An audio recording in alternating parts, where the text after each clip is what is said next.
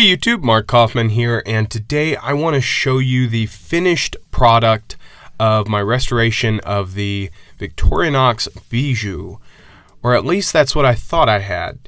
It's actually a Commander. Now the Commander was the name given to this knife before it was given the name Bijou in the 70s, and this was in the late 70s, probably 1977 or 76.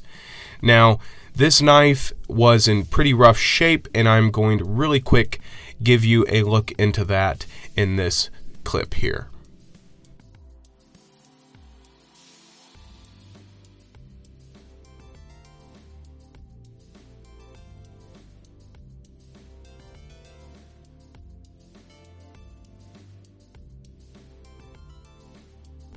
So yeah, that was pretty rough looking. Whatever was on the scissors ended up having to be pried off and carefully picked off, either with a piece of wood or a very small screwdriver, and I did this with the utmost care.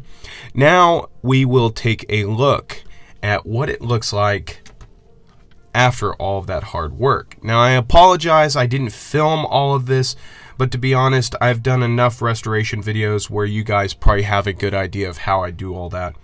But here is the finished product as I clean it off here. So there we go. That is how this baby looks right now. I have to say it looks near mint. And you can see there we have the original nickel silver tweezers.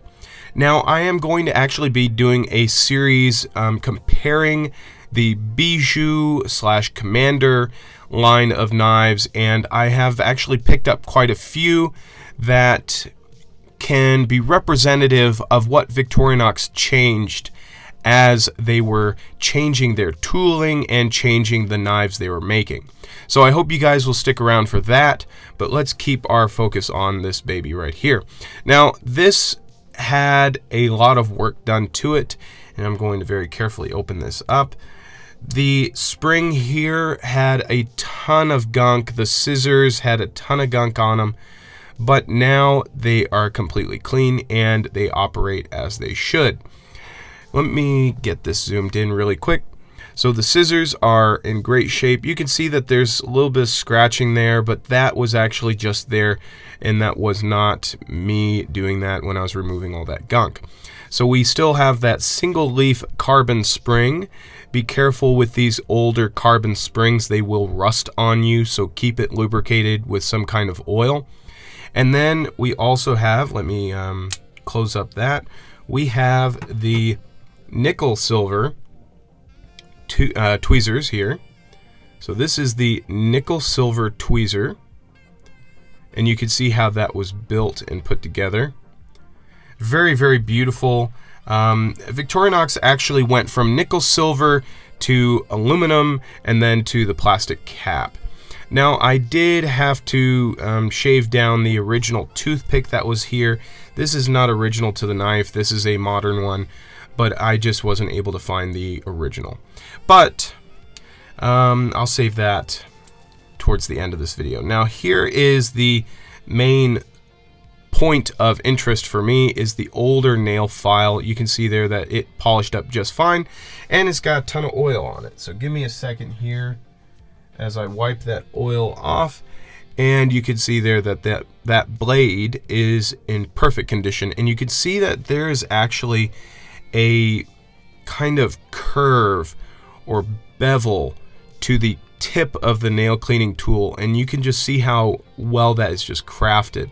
And then the knurling there is very well done. Now Victorinox actually switched over to a new knurling, which we all know, and that's the knurling that we see on our modern classics and Bijous and our SDs, and that is this kind. I actually don't really like that after experiencing the vintage one, but for me this is very interesting. And they stopped doing this in the late 60s. Not in the late 60s, the late 70s. So then we move on to the blade, and let me just make sure that is completely clean. Got a little bit of oil on it.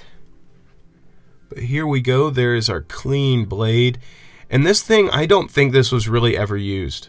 I just don't think it was ever used. You can see the Victoria insignia there. And then you can see the tank stamp, Victorinox Switzerland stainless roast fry.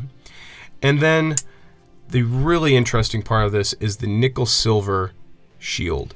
Now you can see how that shield has kind of a gold tinge to it. It's because it's nickel silver, just like the toothpick here. Now, for me personally, I find this to be very, very interesting, and I believe they switched over from nickel silver to stainless steel in the 80s or maybe the late 70s.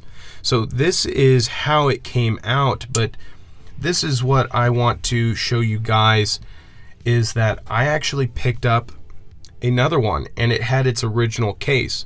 Now, I have actually gauged this one to be probably in the late 70s, and this is probably early 70s because we still have the nickel silver there.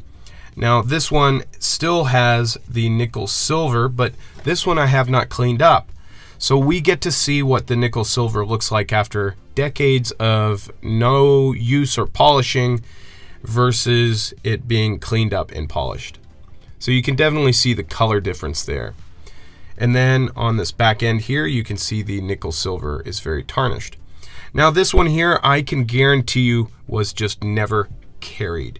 This one came with its original case here, and I would have to say it's probably from the late 70s. And the reason why I say that is because in the late 70s, Victorinox switched over to this type of spring.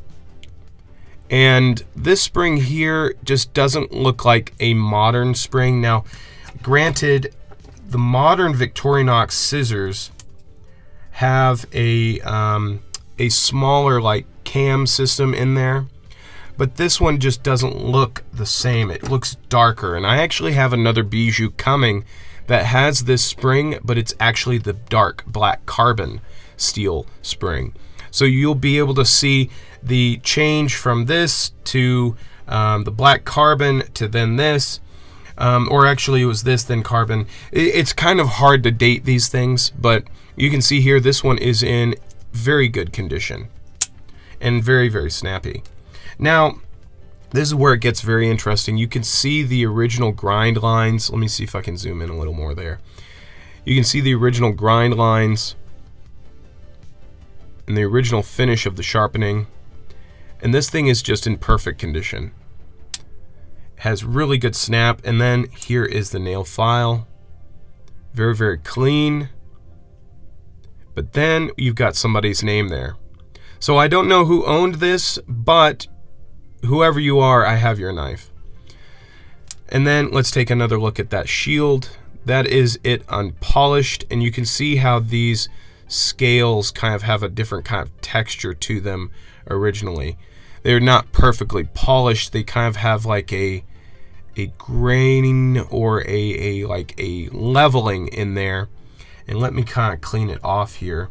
Let me take this to the side and kind of clean this off, get my fingerprints off, and you can see that granular kind of structure there. Now this is probably going to polish up just fine. I am going to be selling this one, and I will be selling this one as well. But I wanted to show you guys what both of these looked like, and these were both models from the 1970s. Now, in the 1960s, they actually used exposed rivets. They did not use these covers. So you have a difference in identification and knowing which one is which from the 1960s and 1970s.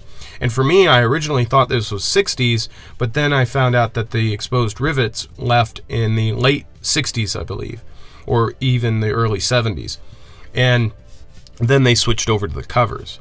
So that gave me a good idea of how old this one is, because it has the single leaf there.